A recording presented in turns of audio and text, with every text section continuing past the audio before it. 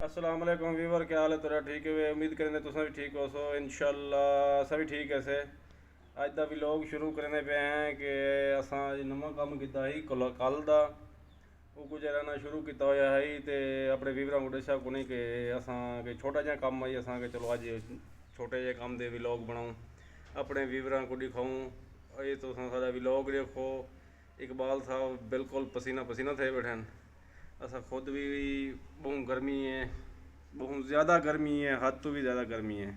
उनकी वजह करके ना असा के चलो अज भी लोग पूरा करूँ।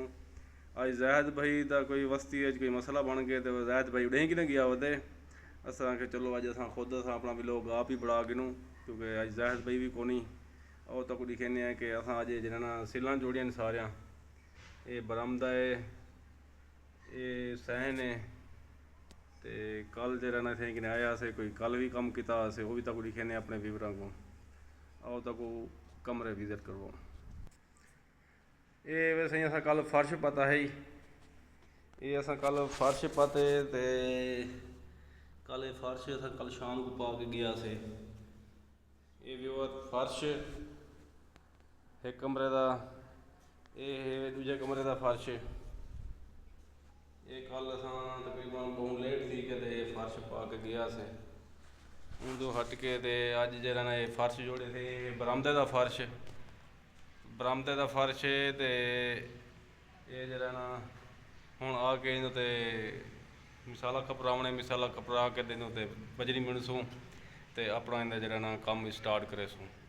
बाकी तुस देख के दसाओ कि ये एक छोटा जहा काम आई कितना है 4 दिन का असा के चलो ये मुकम्मल कर गिनूँ। वाल साढ़े जो अगलियां साढ़े जो तैयारियां हैं वो तो कोई इकबाल साहब दसे सी।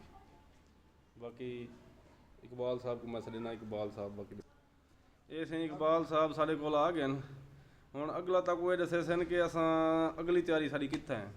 अगली तैयारी जनाब साडा लाहौर दी है। लाहौर दे विच साकू 2 काम मिल चुके हैं बिल्डिंगां दे। अगां तैयारी साडी लाहौर दी थी चुकी है। इस वजह तो इंशाल्लाह जुम्मे ने रात को सही तो चले वे सुरीम यार खान तो लाहौर सब काम मिल चुके हैं। काम साकू मिले तो असा हूँ ये सोचने बैठे हैं कि ईद तो पहले वनूँ या ईद तो बाद वनूँ।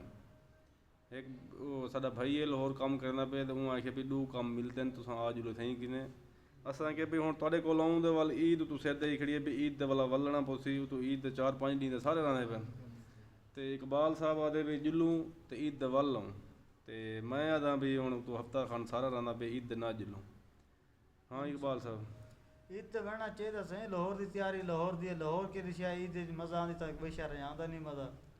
वो तो तेरी गल सही शॉपिंग है। लाहौर दी करे सु खासू घर आके और पेसूँ पासूँ उड़सूँ इंशाल्लाह लाहौर तो शॉपिंग कर दासू वापसी घर आवे सू। शॉपिंग हर साल दी लाहौर दी की करेंदे असीं इस साल दी लाहौर दी करते दे ईद दी। हाँ सही लाहौर तो चक्का जिंदगी तो सारी लाहौर गुजर गई है। बाकी हूँ इकबाल साहब जी गल आते पे ना बई आप जुलूँ तो लाहौरों आप जरा ना ईद के वाला वापसी भी वलूँ 8 दिन आने पे सारे। मैं इकबाल को यह समझना पाया कि आप ना जुलूँ कि 8 दिन सारे रहने पे उतों जल्ले आसूँ तो आवन वजन का साढ़ा हूँ कम अज कम कोई 5000 साढ़ा किराया है आवन वजन का लाहौर का।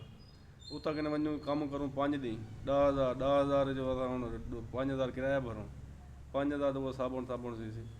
बाकी साढ़ा 5000 असीं शॉपिंग ना कर आसूँ से कपड़े गिनसूँ तो लाहौर दे जुत्ती लाहौर दी घड़ी लाहौर दी शॉपिंग ना करे सू। अच्छा व्यूवर सारी वीडियो लंबी थी नहीं भी है गुफ्तगू है। नादिर अब्बास वर्का व्लॉग को लाइक करो, शेयर करो, सब्सक्राइब करो तो कमेंट सब दसाओ कि एक हफ्ता रहना पे सारा सा लाहौर वनूँ या कि ना वनूँ। अगली वीडियो तक अल्लाह हाफिज़।